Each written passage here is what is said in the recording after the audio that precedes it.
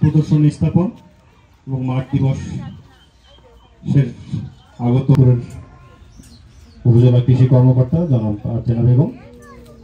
আমরা অধিকাংশ মানুষই কৃষির সাথে সম্পৃক্ত, কৃষির পাশাপাশি হয়তো দু একজন আমরা পাশাপাশি ভুলে গেছেন যে ফসলের মূল্য বেশি সেটি আমরা উচ্চ মূল্যের ফসল হিসেবে পরিবহন কম হবে, সেটা কিন্তু যারা ফসল ফলান তাদের উপর নির্ভর করেনি।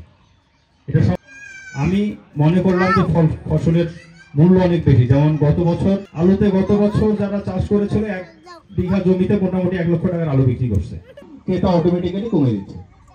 সেক্ষেত্রে উৎপাদক ক্ষতিগ্রস্ত হচ্ছে, ক্রেতা লাভবান হচ্ছে। মার্কেটটা একটু যাচাই করে চাষ করা উচিত বলে আমি মনে করি। আমরা যদি দেখি যে জনগণ কম কিনতেছে, এবার একই সাথে আমাকে চিন্তা করতে হবে যে আমি যে এবার শখ করে আলু চাষ করছি, আমি নিজেই মোটামুটি যারা আলু চাষ করছে সবাই প্রথম স্টেজে বিক্রি করে দিচ্ছে, এরপরে আলু নেওয়ার আর লোক নেই। শেষ পর্যন্ত বাইরে থেকে মানুষকে ডেকে এনে আমাকে আলু বিক্রি করতে হয়েছে কম দাম দিয়ে। তারা আরো ভালো ভালো কথা বলবেন বলে আমি বিশ্বাস করি। আপনারা তাদের কথা হয়েও যে এখানে লাভ আছে এতটুকু শুধু বোঝানোর জন্যই বলছি। ধান থেকে কিন্তু এটা 10 টাকা, শশার কেজি কমে আসবে স্বাভাবিক।